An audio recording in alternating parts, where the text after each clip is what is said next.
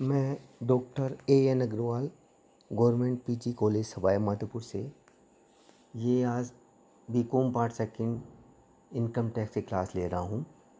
इसमें जैसा कि आप जानते हैं कि पिछले 4 क्लासेज में मैंने डिडक्शन फ्रॉम जीटीआई के संबंध में बताए थे, कुछ इम्पोर्टेंट क्वेश्चंस भी कराए हैं।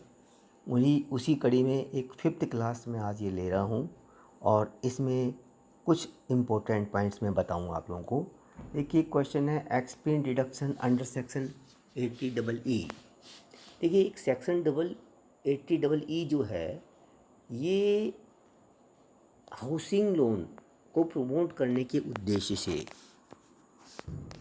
है ना, हाउसिंग लोन को प्रमोट करने के उद्देश्य से प्रीवियस ईयर 2016-17 1 अप्रैल 2016 से 31 मार्च 2017 के बीच में जो लोन सैंक्शन हुए हैं उसके संबंध में एक एडिशनल रिबेट से संबंधित रूल है।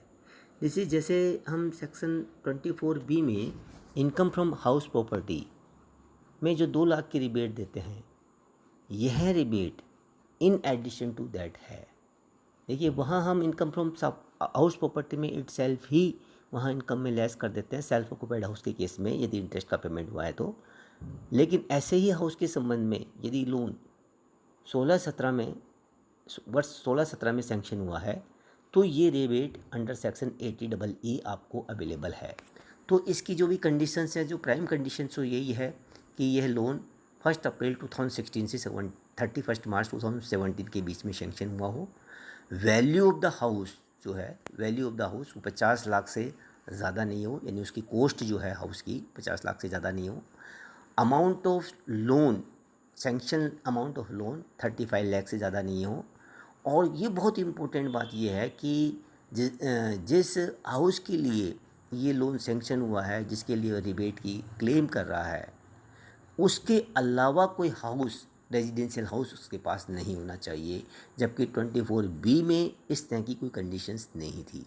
वहाँ यदि एक से ज़्यादा भी हाउस होते थे तो एक हाउस को सेल्फ ऑक्यूपाइड मान के 2 लाख की रिबेट देते थे, रेस्ट हाउस को हम लेट आउट की तरह ट्रीट करते थे और इस बेसिस पर डिनाई नहीं करते थे 24B की रिबेट सेल्फ ऑक्यूपाइड हाउस के लिए। लेकिन यहाँ यदि उसके पास एक से दूसरा हाउस है इस हाउस के अलावा, तो ये रिबेट 80EE की अवेलेबल ही नहीं है, उसको नहीं मिलेगी उस केस में। या लेकिन वहाँ ऐसा नहीं है, 24B में ये रिबेट अवेलेबल थी एक से ज़्यादा हाउस होने पर भी, लेकिन वो ये रिबेट 2 लाख की केवल सेल्फ ऑक्यूपाइड हाउस के केस में थी। बाकी हाउस को हम लेट आउट की तरह ट्रीट करते थे, वो अलग चीज़ है, लेकिन वो रिबेट के लिए डिनाई नहीं करते थे। यहाँ तो मिलेगी ही नहीं 80E की रिबेट यदि उसके पास एक से ज़्यादा हाउस है, तो ये ध्यान रखने वाली बात है। सेकेंडली, इसमें जो रिबेट का अमाउंट है वो है अमाउंट ऑफ इंटरेस्ट या 50,000 जो भी दोनों में कम हो वो राशि है इसमें। सेकेंडली, वो मैंने बता दिया कि यदि 24 की भी पहले वो 24B की रिबेट लेगा, उसमें यदि अमाउंट उससे ज़्यादा भी इंटरेस्ट का पेमेंट कर रहा है तो जितना ज़्यादा कर रहा है वो 2 लाख से ऊपर, वो या 50,000 जो भी दोनों में कम है वो यहाँ उसकी रिबेट लेगा। और ये डिडक्शन उसको प्रीवियस ईयर 2016-17 और सब्सिक्वेंट ईयर में मिलता रहेगा जब तक कि लोन का फुल्ली रीपेमेंट नहीं हो।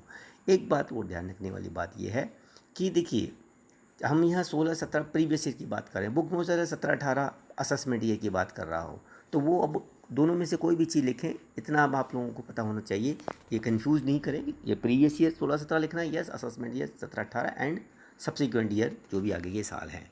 तो इस प्रकार से ये सेक्शन 80EEE की रिबेट हो गई। अब एक और सेक्शन जुड़ा है 80EEA, बिल्कुल इससे रिलेवेंट है, इससे रिलेटेड ही है। लेकिन ये देखिए, इसमें क्या कंडीशन डाल दी कि यदि लोन 1 अप्रैल 2019 से 31 मार्च 2020 के बीच में सैंक्शन हुआ है तो ये रिबेट लगेगी। इसमें वैल्यू ऑफ द हाउस की लिमिट कर दी है 45 लाख, ठीक है, वहाँ 50 लाख थी या 45 लाख। इसमें अमाउंट ऑफ लोन के बारे में कोई डिस्कशन नहीं है। अच्छा, वो सेम कंडीशन एक और लागू होती है इसमें कि भाई इसके पास दूसरा हाउस नहीं होना चाहिए, रेजिडेंशियल हाउस नहीं होना चाहिए इसके अलावा जिस पर ये लोन ले रहा है। सेकेंडली वही है, अमाउंट ऑफ डिडक्शन उसमें 50,000 था केस में 80EE में, यहाँ 80EE में अमाउंट ऑफ डिडक्शन 1.5 लाख रुपए हो गया, यानी 2 लाख रुपए की रिबेट तो वो 24B में लेगा ही लेगा, ले ही लेगा मतलब। और यहाँ उसको 1.5 लाख की एडिशनल रिबेट मिल सकती है यदि उसका अमाउंट ऑफ इंटरेस्ट इतनी ज़्यादा हो। और इन एडिशन टू दैट है ही मैंने बता दिया। सेकेंडली एक बात और है कि deduction is available in the year 2019-20 यानी previous year 1920 and subsequent year till the final loan is not paid. ठीक है। एक और चीज़ बात है, यदि बता दूं मैं आपको यहाँ पर, बहुत ही इंपॉर्टेंट बात है, यदि कोई हाउस 2 व्यक्तियों के नाम से है, स्पाउस के लिए खास तौर से है ये, है ना, बाकी तो जैसे हस्बैंड वाइफ दोनों के नाम से यदि हाउस है, ठीक है ना, तो उसमें और दोनों यदि अपनी अपनी सैलरी से, अपने अपने वेतन से या अपनी इनकम से इस तरह का इंटरेस्ट का पेमेंट कर रहे हैं, तो दोनों को अलग अलग ये छूट मिलेगी। यानी 50, यदि 80EE की बात करें तो 50,000 मिस्टर एक्स को भी और 50,000 मिसेज एक्स को भी। इसी तरह से 1.5 लाख की 80EE की बात करें तो उसको 1.5 लाख मिस्टर एक्स को भी और मिसेज एक्स को भी 1.5 लाख की रिबेट। और उसमें जो 24B में भी यही चीज़ है, यदि हस्बैंड वाइफ दोनों के नाम से मकान है और दोनों अपनी अपनी इनकम से अपनी इस तरह की लोन का रीपेमेंट करते हैं, तो दोनों को अलग अलग 2-2 लाख की रिबेट है। ठीक है, ये ध्यान रखने वाली बात है। इसमें देखिए थोड़ा सा जो भी है कंडीशंस आपको याद रखनी है, बाकी प्रैक्टिकल चीज़ अलग है, प्रैक्टिकल बहुत सारी चीज़ें होती हैं, है ना।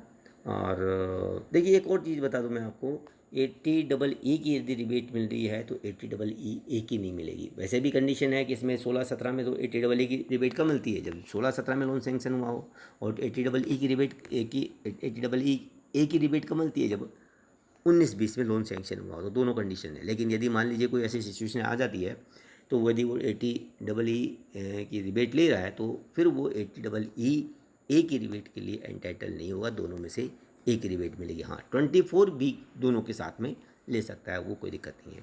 तो इस तरह से ये डिडक्शन की मैंने बात कर दी है यहाँ पर। लगभग ये चैप्टर कंप्लीट हो गया, मैंने सारे क्वेश्चन करा दिए हैं, है ना। और अब नेक्स्ट वीडियो में मैं कोई नया चैप्टर लूँगा। आज इतना, थैंक यू वेरी मच।